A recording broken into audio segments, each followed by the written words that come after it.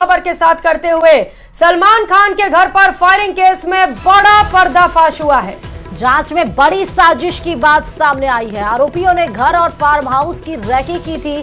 सलमान के घर के बाहर 3 बार आरोपी गए थे। अनमोल बिश्नोई की भूमिका इस केस में है। लॉरेंस बिश्नोई से भी लगातार पूछताछ की जाएगी, ऐसा पुलिस कह रही है। हालांकि सलमान खान केस में आरोपियों की रिमांड भी अब मिल गई है। तो कोर्ट ने शूटर्स को 25 अप्रैल तक रिमांड पर भेज दिया है और इस दौरान पुलिस गहनता से इस पूरे मामले पर जांच करेगी, आरोपियों से पूछताछ करेगी। तस्वीरें उस दौरान की आपको दिखा रहे हैं जब आरोपियों की कोर्ट में पेशी की गई और बड़ा खुलासा हुआ है कि फायरिंग से पहले कई बार रेकी की गई थी। फार्म हाउस तक आरोपी वहां पर पहुंचकर रेकी करते हुए नजर आए थे। यहां तक कि मुंबई के एक सोसाइटी में 1 महीने तक इन्होंने कमरा ले रखा था, जिसमें शूटर सागर और दोनों शूटर मतलब मौजूद थे, रहते थे। यानी कि पूरी प्लानिंग कई महीनों से, इसका मतलब इसको अंजाम देने की कोशिश की जा रही थी और उसके बाद अंजाम दी गई। यही दोनों शूटर थे जिन्होंने ताबड़तोड़ गोलियां बरसाई थी। हालांकि इनके पिता को भी गिरफ्तार कर लिया गया है। अब मुंबई में आके कोर्ट में पेशी की गई है, रिमांड के लिए भेज दिया गया है। लेकिन बड़ी भूमिका निकल कर आ रही है अनमोल बिश्नोई की इस केस में। लॉरेंस बिश्नोई से भी गहनता से पूछताछ इस मसले में की जाएगी। तो पनवेल से बाइक इन्होंने किराए पर लिया, उसके बाद इस पूरी वारदात को अंजाम दिया गया। सुबह का वक्त तकरीबन सुबह के 4 बज रहे थे जब सलमान खान मुंबई के अपने घर पर ही मौजूद थे और इसी दौरान फायरिंग की गई।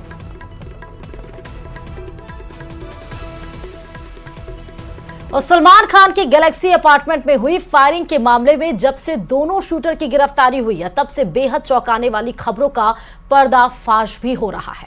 खबर है कि आरोपी अपने आकाओं के इशारे पर ठीक वैसे ही पैटर्न पर वारदात को अंजाम देते थे, जैसा पैटर्न डी कंपनी के गुर्गे अक्सर इस्तेमाल करते हैं। यानी आरोपियों का मकसद डी कंपनी के पार्ट 2 की पटकथा लिखना था। देखिए रिपोर्ट।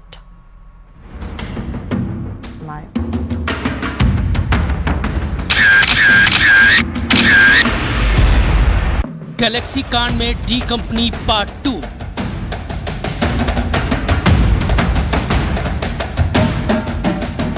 शोहरत के लिए डी कंपनी को सीधी चुनौती।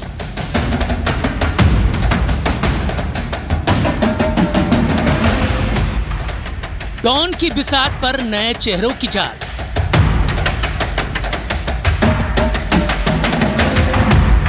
रविवार सुबह 5 बजे के आसपास सलमान खान के अपार्टमेंट गैलेक्सी में जिस तरह से फायरिंग की गई, उसने अचानक पूरी बॉलीवुड इंडस्ट्री और चमक दमक से भरी दुनिया को सकते में ला दिया।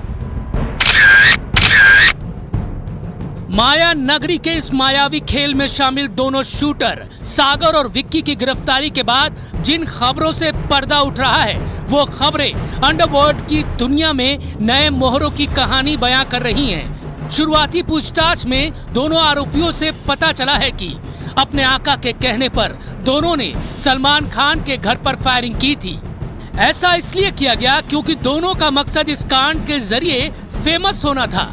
इस गोलीकांड को अंजाम तक पहुंचाने के लिए सागर और विक्की को कुछ पैसे और हथियार भी मुहैया कराए गए थे।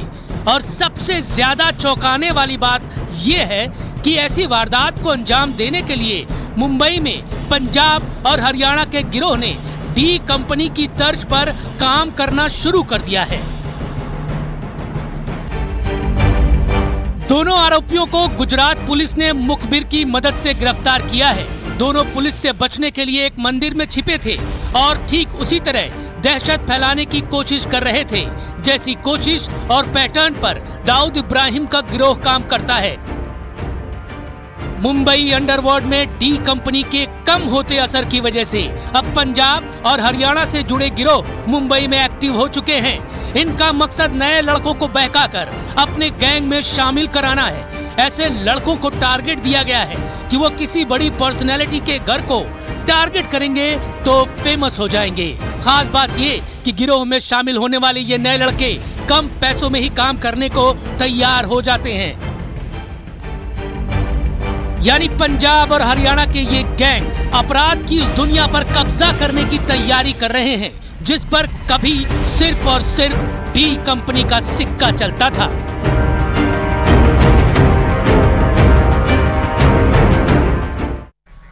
खबर सिरोही से है, जहां पर एसीबी की जालौर में कार्रवाई दिखाई दी। सैकड़ों युवाओं से करोड़ों की धोखाधड़ी मामले से जुड़ी ये बड़ी खबर आपको बता रहे हैं। पूर्व कोऑपरेटिव अधिकारियों के घर पर जगह जगह पर दबिश दी जा रही है। जालौर और आहोर गांव के मकान पर दबिश दी जा रही है। कोऑपरेटिव सोसाइटी में स्थायी करने के एवज में धोखाधड़ी की गई थी। पद से धोखाधड़ी के मामले में सैकड़ों युवाओं से करोड़ों की धोखाधड़ी का मामला। जालौर और आहोर गांव के मकान में यह दबिश दी जा रही है। एसीबी की बड़ी कार्रवाई इस वक्त आपको बता रहे। कोऑपरेटिव सोसाइटी में स्थायी करने के एवज में ये धोखाधड़ी की गई थी, जिसमें अब एसीबी को पूरे मामले का पता चला और साक्ष्यों को जुटाने के लिए ही बड़ी कार्रवाई को अंजाम दिया जा रहा है। छापेमारी की जा रही है।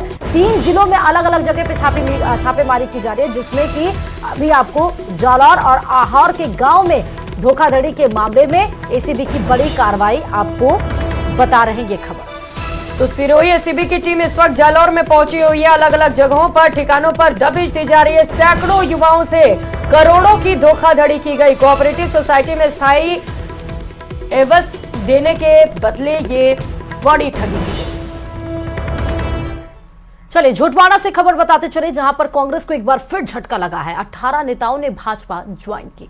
बीजेपी नेता लालचंद कटारिया ने ज्वाइनिंग कराई। राजेश घाटावाला, सत्यनारायण व्यास, राजू पिपलोदा, रामनिवास परसवाल, नरेंद्र सिंह शेखावत, हरि नारायण देगड़ा, राम कुमार बोरी ने भाजपा का दामन थाम लिया है। कटारिया के आने के बाद अब तक 200 नेता शामिल हो चुके हैं। कटारिया ने राव राजेंद्र सिंह के चुनाव प्रचार की जिम्मेदारी भी सौंपी है। तो आज भी कांग्रेस को बड़ा झटका लगा है, जब मात्र 3 दिन बाकी हैं पहले चरण के मतदान को लेकर, चुनाव को लेकर। उसके पहले कांग्रेस को झटके पे झटका लग रहा है और आज भी 18 लोग कांग्रेस का दामन छोड़कर बीजेपी का दामन थाम लिया। लालचंद कटारिया के बाद बीजेपी का कुनबा और भी ज्यादा बढ़ता जा रहा है और यहां तक कि राजेंद्र सिंह के चुनाव प्रचार की जिम्मेदारी भी अब लालचंद कटारिया के जिम्मे सौंपी गई है। तो आज बीजेपी के परिवार में 18 लोग और शामिल हो गए हैं और वहीं कांग्रेस के सामने एक बड़ा डैमेज है। अब कांग्रेस इसको कैसे कंट्रोल करेगी, कांग्रेस के ऊपर एक बड़ा टास्क भी है। तो वहीं बिहार के गया में प्रधानमंत्री नरेंद्र मोदी ने बड़ी रैली की, जहां उन्होंने संविधान पर बड़ा बयान दिया। पीएम ने साफ तौर पर कह दिया कि संविधान बनाने वाले 80 से 90% लोग सनातनी थे। सनातनी लोगों ने बाबा साहेब आंबेडकर को संविधान बनाने में मदद की। पीएम ने विपक्ष के संविधान बदलने की बात पर झूठा प्रोपेगेंडा बताया। उन्होंने कहा कि भारतीय संविधान को कोई नहीं बदल सकता है।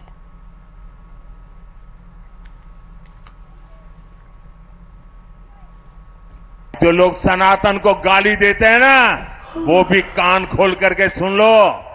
ये जो संविधान इतना महान बना है, ये जो संविधान हमें देश को आगे ले जाने की ताकत देता है, इस संविधान को बनाने के लिए जो संविधान सभा थी, उसमें 80-90% से भी ज्यादा, 80-90% से भी ज्यादा सबके सब सनातनी थे और उन सनातनियों ने इतना उत्तम संविधान बनाने में बाबा साहब आंबेडकर का साथ दिया है। और इसलिए हकीकत तो यह है कि देश की आजादी के बाद संविधान को राजनीति का हथियार नहीं, संविधान को श्रद्धा के रूप में जन मन में प्रस्थापित करना चाहिए था। और हमारा देश ऐसा है जो रामायण में आस्था रखता है, महाभारत में आस्था रखता है, गीता में आस्था रखता है, वो आज के युग में संविधान के प्रति भी उतनी ही आस्था रखता। एक पुरानी रिकॉर्ड घुमा रहे हैं, जब भी बीजेपी आगे बढ़ती है तो संविधान का राजनीतिक शस्त्र के लिए उपयोग करते हैं और झूठ फैलाते हैं, संविधान बदल देंगे, संविधान बदल देंगे। भाइयों बहनों लिख के रखिए, मोदी तो क्या, बीजेपी तो क्या, स्वयं बाबा साहब आंबेडकर भी इस संविधान को नहीं बदल सकते हैं। और इसलिए झूठ फैलाना बंद करो। चलिए, पूर्व सीएम अशोक गहलोत क्या कुछ बोल रहे हैं वो आपको सुनाते हैं। अजमेर में अशोक गहलोत की चुनावी सभा भी हुई और कांग्रेस प्रत्याशी के समर्थन में ये जनसभा वसुंधरा के वक्त बनी हुई योजना है। 16 योजना देश में चल रही है, राज्य परियोजना है। एक 17वीं योजना हमारे जोधपुर का एमपी जो है शेखावत, गजेंद्र शेखावत जी हमारे मंत्री पानी के, एक योजना वो शामिल नहीं करवा पाए देश के अंदर। राज्य परियोजना पूरा पैसा दिल्ली से मिलता, टाइम से पूरी होती योजनाएं। ऐसे ऐसे निकम्मे नाकारा बना रखे इन्होंने केंद्रीय मंत्री, कुछ काम नहीं किया इन्होंने। आप सोच सकते हैं कैसे काम चलेगा। और अब क्या किया है, सरकार बदलते ही एक झूठ मूठ समझौता कर लिया है मध्य प्रदेश से, और आवाज व्यक्त कर रहे हैं। आप आवाज व्यक्त कर रहे हैं, नाटक कर रहे हैं। बहुत बड़ा अन्याय हो रहा है राजस्थान के साथ। यमुना का पानी झुंझुनू में वो भी नाटक है। इतने में आप अपील करूंगा, ये आप चमत्कार करो, आप रामचंद्र भगवान को जिता करके, ये मैं कहना चाहूंगा। रामचंद्र भगवान को जिता के करो चमत्कार। रामनवमी भी है कल। और केंद्रीय गृह मंत्री अमित शाह ने जम्मू कश्मीर में सभा को संबोधित किया। इस दौरान उन्होंने पीडीपी और कांग्रेस पर जमकर हमला बोला। उन्होंने फेक काउंटर को लेकर विपक्ष को घेरा। उन्होंने कहा कि प्रधानमंत्री नरेंद्र मोदी ने फेक काउंटर बंद कर दिया, साथ ही आतंकवाद खत्म कर बेटों को काम धंधे पर लगा दिया है। पगड़ी पहनाकर स्वागत है भाई और बहनों, ये तीनों पार्टियां कांग्रेस, पीडीपी और एनसी, ये तीनों पार्टियों ने यहां पर जमहूरियत को रोक कर रखा था, लोकतंत्र को रोक कर रखा था। ये तीन परिवार के चट्टे बट्टे जनप्रतिनिधि के रूप में आते थे, पंचायत के चुनाव नहीं होते थे। मोदी जी ने 40,000 पंचायत के लोगों को स्थान देने का काम किया। नरेंद्र मोदी जी ने जम्मू कश्मीर में शांति स्थापित कर जम्मू कश्मीर के विकास का रास्ता प्रशस्त किया है। 70 साल पिछड़ गया जम्मू कश्मीर, आंदोलन होते रहे, आतंकवाद चलता रहा, विकास रुका रहा। नरेंद्र भाई ने हड़ताल भी समाप्त की, पथराव भी समाप्त किया, आतंकवाद भी समाप्त किया और विकास की शुरुआत करने का काम किया है। भाई और घाटी के मतदाताओं को मैं अपील करने आया हूं, जिसको वोट देना हो वो देना, ये तीन परिवारवादी पार्टियों को न देना। फारूक साहब, महबूबा जी और सोनिया गांधी, ये तीनों अपने बेटे बेटी के लिए काम करते हैं, आपके लिए काम नहीं करते। और रुकते हैं छोटे से ब्रेक ले, देखते रहिए न्यूज़ 18 राजस्थान। देश में बोलो कि आपके आने वाले फाइनेंस बिल में क्या फीचर्स है, बजट के द्वारा क्या क्या आपने प्रावधान कर रही हो, ये सब हर रीजन में एक क्षेत्र में जाकर के, एक सिटी में जाकर के सबको बुलाकर बात करो। और बात करके आना नहीं, वापस सिर्फ आना और कुछ नहीं करना, ये नहीं था। इंटेंशन ये था कि बात करो, इनपुट्स ले लो और उसके बाद बजट में या फाइनेंस बिल में कुछ अमेंडमेंट करना है। आपने एक रूप दे दिया, एक स्वरूप दे करके उधर रख लिया, मगर उसके बावजूद भी अगर ग्राउंड में फीलिंग है कि ये ठीक है मगर इसमें 2 पॉइंट्स ऐसे बदलना है, तो सुनने के बाद आकर बदलो। So the budget is never final till it is passed. Treasury bench के द्वारा ही। और चलिए रेर के लोन करंसर से बड़ी खबर है, जहां पर मंगलवार सुबह खेत में अचानक से जमीन धंस गई और करीब 30 से 40 फीट तक धंसी जमीन को देखने के लिए प्रशासनिक अधिकारी भी मौके पर पहुंच गए। अभी कारण स्पष्ट नहीं हो पाया कि अचानक ये जमीन क्यों धंस गई। जमीन एक खेत में धंसी है, ऐसे में किसी तरह का कोई नुकसान नहीं हुआ है। रूर करंसर के सहजरासर गांव के पास एक खेत में किसान सुबह पहुंचा तो उसने देखा कि करीब 1 बीघा जमीन धंस गई है। तो वो तस्वीरें भी आपको दिखा रहे हैं जहां पर तकरीबन 1 बीघा जमीन धंस गई।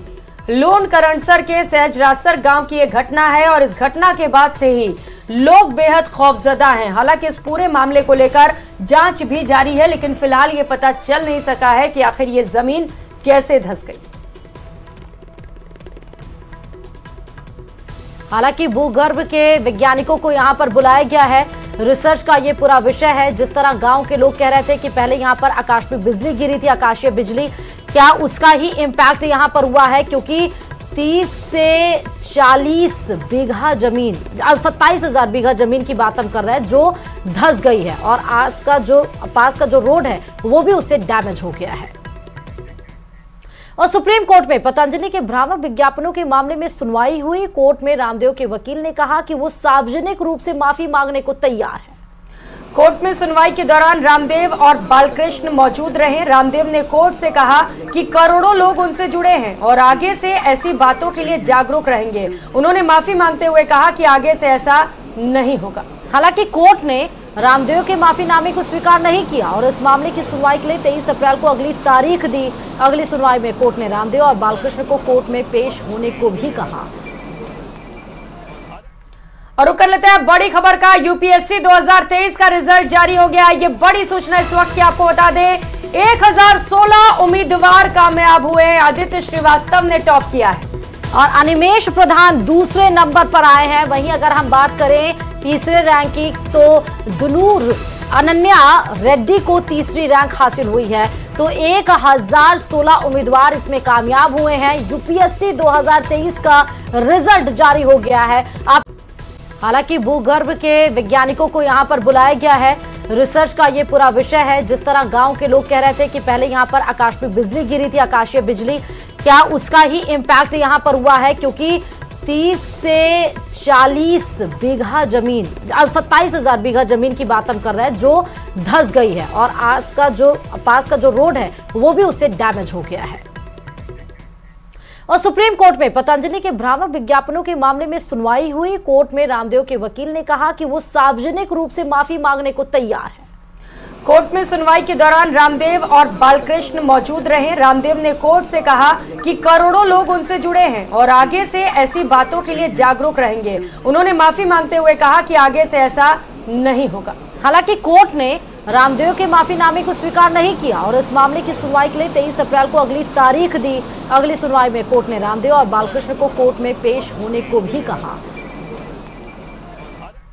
और रुक कर लेते हैं बड़ी खबर का। यूपीएससी 2023 का रिजल्ट जारी हो गया है। ये बड़ी सूचना इस वक्त की आपको बता दें, 1016 उम्मीदवार कामयाब हुए। आदित्य श्रीवास्तव ने टॉप किया है और अनिमेश प्रधान दूसरे नंबर पर आए हैं। वहीं अगर हम बात करें तीसरे रैंक की तो दुनूर अनन्या रेड्डी को तीसरी रैंक हासिल हुई है। तो 1016 उम्मीदवार इसमें कामयाब हुए हैं। यूपीएससी 2023 का रिजल्ट जारी हो गया है। आप सोचिए कि जो आदित्य हैं जो फर्स्ट रैंक टॉप किए हैं, जो अनिमेश है जो सेकंड पर आया और दुनूर जो थर्ड रैंक हासिल किए हैं, उन अभ्यर्थियों के घर में कितनी खुशी होगी। हालांकि दिल की धड़कनें बनी रहती हैं क्योंकि यूपीएससी जैसे बड़े एग्जाम की तैयारी, उसको एग्जाम में बैठना बहुत ज्यादा कंपटीशन होता है। लेकिन आज जब रिजल्ट आया होगा, जब टॉप 3 में ये आए होंगे तो उनके खुशी का अंदाजा भी नहीं होगा। तो यूपीएससी 2023 का रिजल्ट आउट हो चुका है। अगर आपने इस परीक्षा में अपनी किस्मत आजमाई हो तो आप अपना रिजल्ट जरूर देख लीजिए। 1016 उम्मीदवार कामयाब हुए हैं। आदित्य श्रीवास्तव ने टॉप किया है इस परीक्षा में। अनिमेश प्रधान दूसरे नंबर पर हैं, जबकि दुनुरु अनन्या रेड्डी को तीसरा रैंक मिला है।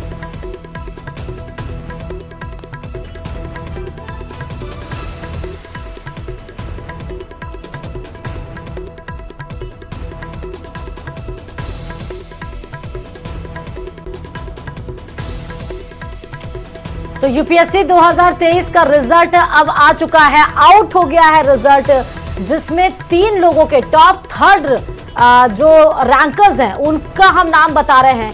1016 ऐसे परीक्षार्थी हैं जिन्होंने एग्जाम को बीट करके अब इसमें अपनी रैंक हासिल कर ली है। लिस्ट आपको दिखा रहे हैं। टॉप नंबर पे आदित्य श्रीवास्तव के साथ 1016 परीक्षार्थियों ने इस परीक्षा को सफल कर लिया है और जो अभी इसमें एग्जाम में अपियर किए होंगे वो अपने रिजल्ट को देख सकते हैं। चलिए खबरों में आगे बढ़ते हुए बताते चले कि पहले चरण का चुनाव प्रचार खत्म होने में सिर्फ 1 दिन रह गया है। उम्मीदवार से लेकर नेता तक धुआंधार प्रचार में जुटे हैं। चुनाव प्रचार को धार देने के लिए राजस्थान के पूर्व सीएम अशोक गहलोत अजमेर पहुंचे, जहां उन्होंने न्यूज 18 से खास बातचीत की। अशोक गहलोत ने बीजेपी के 400 पार वाले नारे को खोखला बता दिया और क्या कुछ और कहा है वो आपको सुनाते हैं।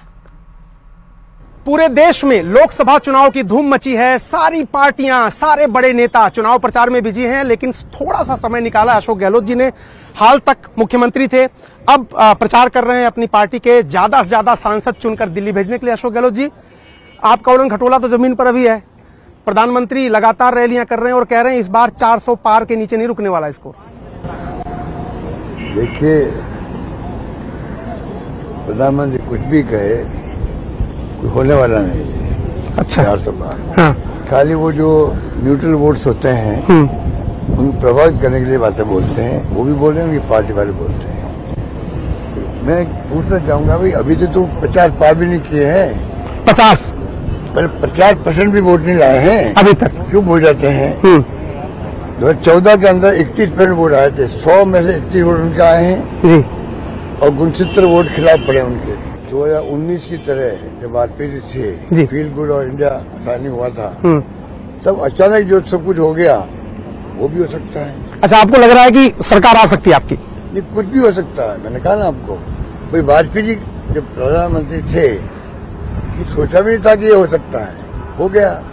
लेकिन सर, अमित शाह आए थे जयपुर, वो कह के गए इस बार फिर 25 से 25, पूरी 25 की 25 उनकी है। देखो, अमित शाह जी तो परसों बोल के गए वहाँ पे अलवर के अंदर, पानी लाऊंगा मैं ARCP का।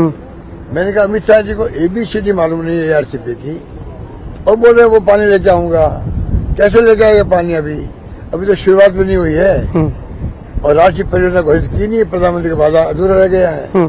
तो कहने का मतलब वो बोलते ऐसे ही है। जब मैं गुजरात में था प्रभारी, बोले थे मिशन 150 गुजरात में आए, उनके 97 आए थे। तो कौन विश्वास करे इन लोगों की बातों का? इस बात का है कि जब ये स्थिति भांपली लोगों ने, आम जनता भी बिना साधनों के देख रही है कांग्रेस को, वो भी हमारी तरफ झुक रही है। नंबर 1, हमारे कार्यकर्ता जो है वो समझ गए स्थिति क्या पार्टी की, फाइनेंशियल इनके कारनामों से। लेकिन सुनिए, तो इसके कारण भी क्या है, उस कारण कार्यकर्ता दुगने उसारे काम करता बिना साधनों के। लेकिन प्रधानमंत्री तो ये कह रहे कि इलेक्टोरल बॉन्ड पे जो आप लोग इतना बड़ा मुद्दा आपने बना दिया, उसका नुकसान आपको होगा, आप लोग मुंह दिखाने लायक नहीं रह जाएंगे जब सच्चाई सामने आएगी। और कह रहे 63% पैसा तो विपक्ष ने लिया, जिन कंपनियों पे ईडी के छापे पड़े थे। अशोक जी, आपने भी प्रेस कॉन्फ्रेंस की थी AICC में, आपने कहा था कि ईडी पर छापे डालो और उनसे बीजेपी चंदा लेती। वो कह रहे 63% उन कंपनियों को चंदा विपक्ष को दिया है। वो तो आंकड़े बताते हैं SBI वाले जी, SBI वाले आंकड़े बताते हैं 8,500 करोड़ रुपया। और कहाँ 1,000 करोड़ रुपया? भाई क्या बात करते हो? ईडी के छापे डालो और चंदा मंगाओ, चंदा दो और धंधा लो, इस स्थिति बना दी इन लोगों ने। अब उसपे सफाई कितनी दो? मेरे ये प्रधानमंत्री सफाई सेकंड टाइम दे चुके हैं। जी। कैमरामैन पंकज तोमर के साथ अरुण सिंह, न्यूज 18 इंडिया, अजमेर, राजस्थान। चलिए, तमाम खबरों के साथ प्रदेश हमारा में फिलहाल अभी के लिए इतना ही। हम दोनों को दीजिए इजाजत। नमस्कार।